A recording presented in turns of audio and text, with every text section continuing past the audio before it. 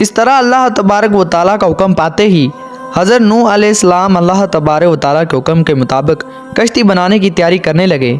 आपने अल्लाह तबारक व तआला के हुक्म के मुताबिक शहर से बाहर कश्ती बनाने का इरादा किया। अभी तूफ़ान आने में 200 साल बाकी थे। हज़रत नूह अलैहिस्सलाम को कश्ती बनाने के लिए एक ख़ास किस्म लकड़ी की ज़रूरत थी। लिहाजा हज़रत नूह अलैहिस्सलाम ने उस लकड़ी को हासिल करने के लिए सालवान नामी कुछ दरख्त लगाए, जिनकी लकड़ी बहुत मजबूत होती है। ये दरख्त 100 साल में तैयार हुए। इसके बाद हज़रत नूह अलैहिस्सलाम ने ईमान लाने वालों के साथ मिलकर दुनिया की सबसे पहली कश्ती बनाने का काम शुरू किया। प्यारे दोस्तों, इस कश्ती की तैयारी के दौरान आपकी कौम आपको बहुत ज़्यादा तकालीफ देती, यहाँ तक कि कश्ती पर फुजला भी कर देती। लेकिन इन तमाम तर तकालीफ के बावजूद आप सब कुछ बर्दाश्त करते हुए कश्ती की तैयारी में लगे रहे। प्यारे दोस्तों, ये कश्ती कमो पेश 100 साल के अंदर तैयार हुई थी। ये कश्ती 300 गज लंबी और 50 गज चौड़ी थी और 30 गज ऊंची थी।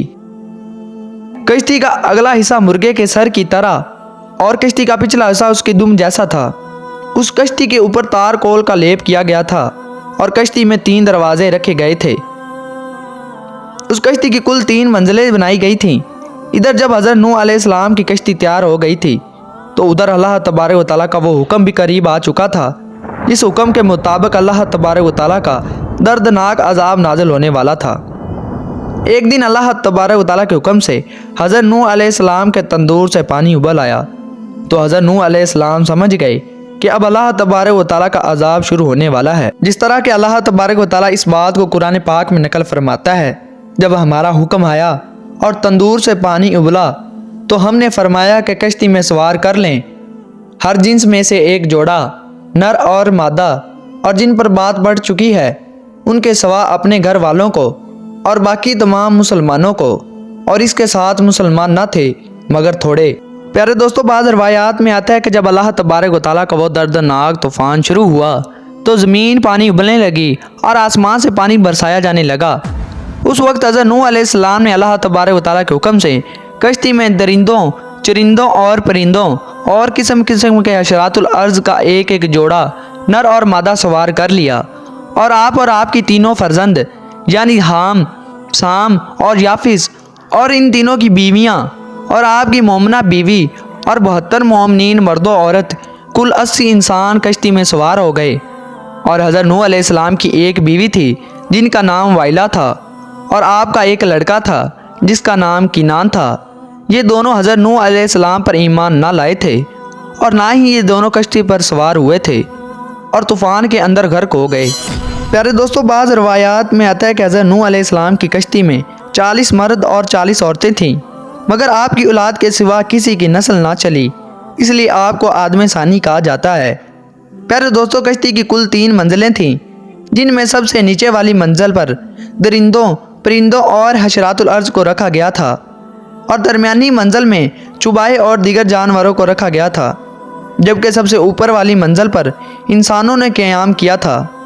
प्यारे दोस्तों, अल्लाह तबारक व तआला के इस दर्दनाक अजाब के दौरान मुसलसल 40 दिन तक बारिश होती रही और मुसलसल ज़मीन पानी उबलती रही, यहाँ तक कि पानी में ऊंचे ऊंचे पहाड़ भी डूब गए। इस तरह हज़रत नूह अलैहिस्सलाम की कश्ती के अलावा कुछ भी इस तूफ़ान से ना बच सका।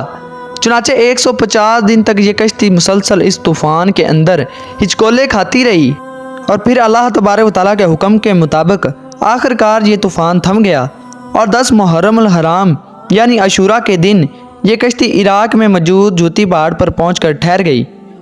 अल्लाह तबारक व तआला के इस दर्दनाक तूफ़ान के ख़त्म होने के बाद सब लोगों ने शुक्राने के तौर पर उस दिन का रोज़ा रखा। इस तरह दुनिया की सबसे पहली कश्ती का सफ़र अपने इख्तिताम को पहुंचा और जो लोग उस कश्ती में मौजूद थे वही लोग बच पाए और बाकी सब कुछ अल्लाह तबारक व तआला के उस दर्दनाक तूफ़ान ने तबाह व बर्बाद कर दिया। और फिर अल्लाह तबारक व तआला ने हज़रत नूह अलैहिस्सलाम की औलाद से इंसानी ज़िंदगी को आबाद किया और आज जो इंसान मौजूद हैं वो हज़रत नूह अलैहिस्सलाम की औलाद में से हैं।